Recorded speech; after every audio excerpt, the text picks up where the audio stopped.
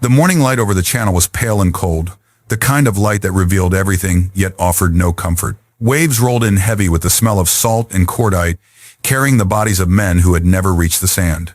Machine gun fire stitched the waterline, carving white scars across the surf. Behind a low seawall, hundreds of American soldiers pressed themselves into the gravel, unable to move forward, unable to go back, trapped between duty and death. This was not what the planners had promised.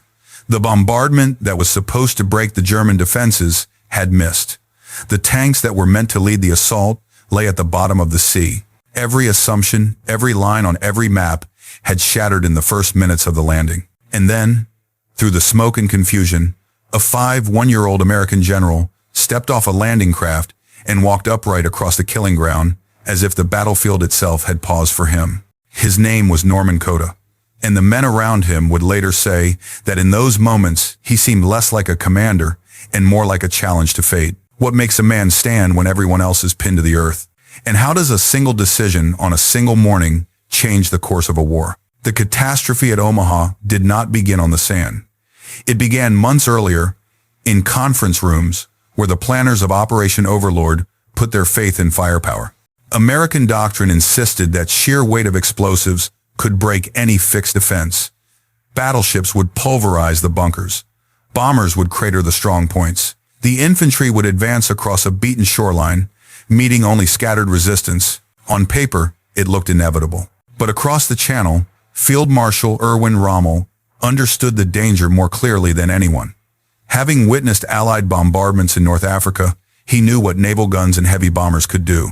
So he rebuilt the Atlantic Wall, not to withstand the first blow, but to survive it. He ordered concrete bunkers with walls 6 feet thick, positioned them with interlocking fields of fire, and filled every approach with mines, steel hedgehogs, and wooden stakes tipped with explosives. "Stop them at the waterline," he told his officers. "If they get inland, we lose the war." For the Germans of the 352nd Infantry Division, nearly 12,000 men defending a 5-mile front, this was not a slogan. It was a promise. Each bunker was plotted to cover another. Each machine gunner knew the exact distance to the surf. Each artillery crew had pre-registered every square meter of beach. If the Allies came, they would come into a geometry of death. At dawn on June 6th, everything Rommel had prepared suddenly mattered. The naval bombardment fired from too far offshore. Most shells overshot their targets, exploding harmlessly inland. Bombers dropped 13,000 bombs into empty fields, terrified of hitting their own approaching troops. Not a single German bunker on the bluffs was destroyed. When the first wave of American infantry approached the shore at 6:30 a.m., they were walking into defenses that were untouched, awake, loaded, and waiting. Company A of the 116th Infantry Regiment landed directly in front of a fortified strongpoint known as WN-71. As the ramps of their landing craft dropped, German machine guns opened fire with mechanical precision. 32 men fell before they even reached the water. Those who survived the first burst plunged into the surf carrying 60 pounds of equipment too heavy to swim, too slow to dodge. Some drowned. Others were cut down as they tried to wade forward. Within 30 minutes, 96% of the company was dead, dying, or unable to fight. They had ceased to exist as a functional unit. Around them, the beach was breaking apart. DD tanks meant to support the infantry sank in the rough sea. Engineers carrying Bangalore torpedoes were killed before they could clear the wire. Radios shorted out in the water. Units landed in the wrong sectors. Officers were separated from their men, and entire companies dissolved under fire. The seawall became a graveyard of equipment, helmets, rifles, packs abandoned by soldiers who could do nothing but press themselves into the gravel and pray the next shell was meant for someone else. The plan had assumed the defenses would be broken. Instead, the soldiers were. And Omaha Beach, 5 miles of sand and steel, was beginning to swallow the invasion whole. The turning point on Omaha did not arrive with a new plan or a sudden stroke of luck. It arrived in the form of a single man walking upright through fire. Brigadier General Norman Cota moved across the beach, as though immune to the chaos around him, bullets snapping past his shoulders, mortar blasts shaking the ground, sand spraying his uniform. To the soldiers pressed behind the seawall, he was the first figure they had seen all morning, who was not crawling, hiding, or dying. Cota's presence alone broke through the paralysis, but it was his actions that changed the battle. Near a section of shredded wire, he found a group of Rangers pinned down by a machine gun, 70 yards up the bluff. Twice they had tried to cross. Twice the first man through the gap had been killed. The Rangers were waiting for orders, any orders, when Cota strode up and asked who they were. "5th Rangers," someone shouted. Cota looked at the gap, then at the men, and uttered the words that would become immortal in U.S. Army history. "Well, God damn it, Rangers, lead the way." Is one. Then, he walked through the gap himself. For a moment, it seemed impossible. No German gunner fired.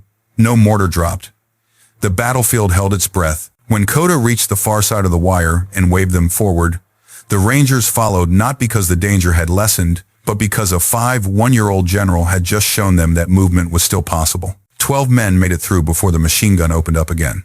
They scattered into the tall grass of the bluff, hugging the earth as rounds tore past. Crawling upward, Cota helped direct suppressing fire, while 2 Rangers maneuvered around the flank. They tossed grenades into the firing slit. The gun fell silent. It was 8:04 a.m., and for the first time since the invasion began, an American unit had broken a German strongpoint on Omaha Beach. That single success rippled outward. Along the beach, scattered groups of infantry began to rise from behind the seawall. Sergeants gathered whoever was nearby, 3 men, 5 men, sometimes only 1, and pushed toward gaps in the wire. Engineers, sheltered by hastily formed fire teams, managed to slide Bangalore torpedoes under the obstacles. The detonations tore 4-meter holes through the tangle of steel and barbed wire. Through each new opening, infantry poured forward in bursts, scrambling up the slopes before the Germans could adjust their fire. The Americans were no longer attacking as regiments or battalions. They were infiltrating small, determined groups, moving unpredictably, forcing the defenders to fight in every direction at once. Strong points that dominated the beach from the front suddenly came under attack from behind. Bunkers designed to repel frontal assaults were breached through their blind sides. German mortar teams found American riflemen crawling toward their observation posts. Artillery spotters who had been directing devastating fire onto the beach were themselves overrun. By 9 a.m., the psychological momentum, once entirely German, had shifted. The defenders were still strong, still entrenched, still deadly. But they were no longer fighting soldiers who believed they were trapped. They were fighting soldiers who had seen a general walk into gunfire and survive, and who now believed that victory lay somewhere beyond the next ridge. Omaha Beach was no longer a place to die. It had become a place to break through. By mid-morning, the German defensive line along Omaha was beginning to unravel, not because its fortifications had failed, but because they were being bypassed. The Atlantic Wall had been designed to stop organized assaults by battalions moving in formation. It was never meant to withstand dozens of small, scattered American units, climbing the bluffs from every angle, slipping through gaps, appearing behind bunkers, and attacking strong points from directions the defenders had not prepared for. What had begun as a slaughter was turning into a fragmentation of the German line. Commanders inland sensed it first. Reports reaching Colonel Ernst Goth at the 916th Grenadier Regiment headquarters painted a picture he didn't want to believe. American infantry were no longer pinned on the beach. They were advancing slowly, bloodily, but relentlessly. At some strong points, German machine gunners were running low on ammunition. Mortar teams were rationing shells. Artillery batteries, cut off from supply trucks by cratered roads and ruined communication lines, had only a fraction of their planned load. The Americans, whom they had been assured would die on the waterline, were now climbing through the hedgerows. Still, orders from higher headquarters were uncompromising. Hitler had personally demanded that every meter of French soil be held. Retreat was forbidden. That meant German soldiers stood their ground until their ammunition ran out, until their positions were flanked, until they were overwhelmed or killed. Some surrendered in small groups. Others fought to the last round. All of them were witnessing the collapse of a plan that had been sold to them as unbreakable. For the Americans, the breakthrough came at staggering cost. On the beach and in the draws behind it, medics worked with bare hands and scavenged supplies. Captain Emerald Rolston's medical company was nearly wiped out before even touching the sand, 80% casualties when their landing craft was hit offshore. Staff Sergeant Arnold Lambert treated more than 300 wounded men behind a 3-foot concrete slab that served as the only cover on Fox Green. He worked 14 hours under fire, triaging who could be saved and who could not. The human toll extended far beyond the battlefield. Company A of the 116th Infantry Regiment, drawn heavily from Bedford, Virginia, lost 19 men in the first minutes at Dog Green, and more later in the campaign. In a town of just 3,000, nearly every family felt the weight of a telegram delivered to the door. Bedford's sacrifice would become a symbol of the cost of freedom, ordinary men caught in extraordinary violence. By late morning, American forces controlled 3 of the 5 critical beach exits. Small groups were pushing inland toward Colleville-sur-Mer. The Germans, unable to bring up reserves in daylight due to Allied air superiority, had no way to seal the breach. Omaha Beach was no longer in danger of collapsing, but victory came drenched in loss. Nearly 2,400 Americans became casualties at Omaha alone, with roughly 700 killed. Units that had trained together for years were shredded in minutes. Platoons became handfuls.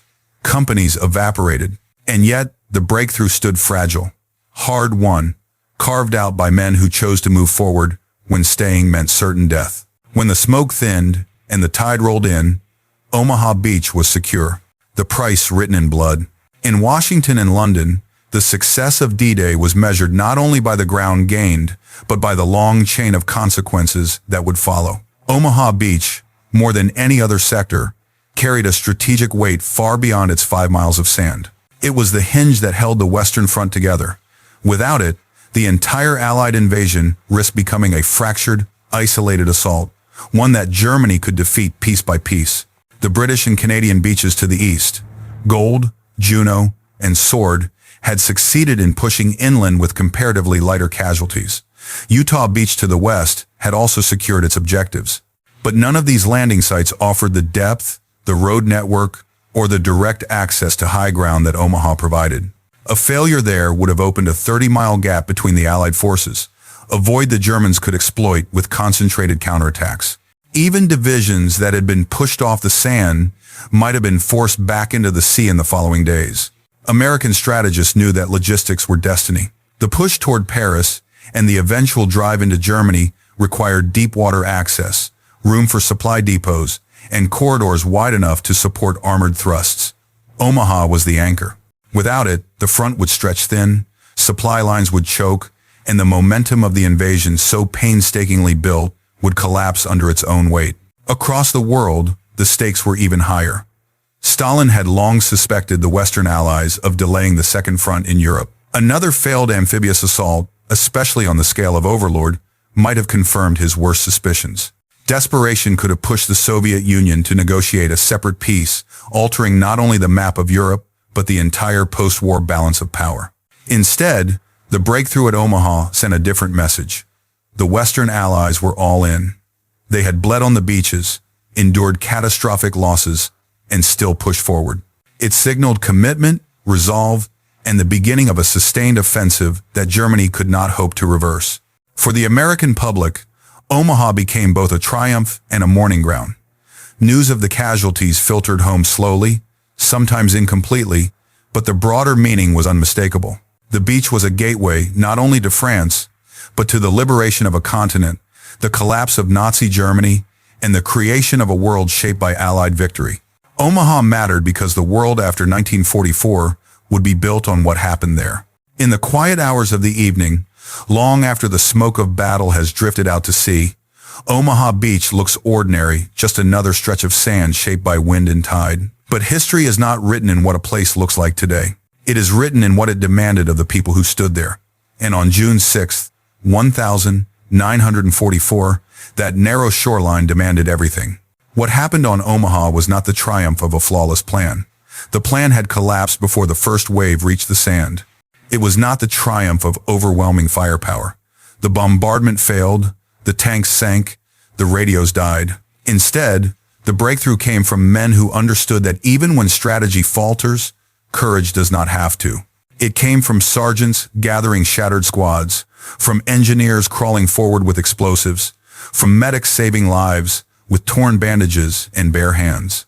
And above all, it came from a general who walked into gunfire because someone had to show that the impossible could still be done. Norman Cota never sought glory for what he did at Omaha. His tombstone at West Point makes no mention of the beach, no reference to the moment that shaped the entire invasion.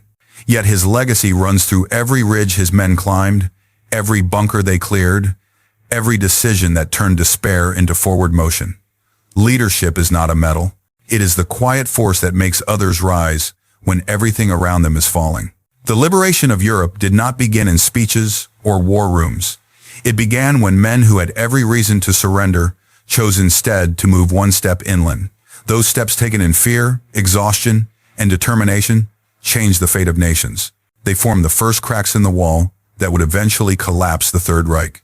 And they remind us, even now, that history turns on the courage of individuals who stand their ground when the world needs them to. As you think about their sacrifice, consider this. What lesson do we carry forward from a day when the cost was so high and the future so uncertain? If stories like this matter to you, stories of leadership, sacrifice, and the fragile hinge moments of history, feel free to share your thoughts below. We read every voice, from veterans to students, from Texas to Tasmania.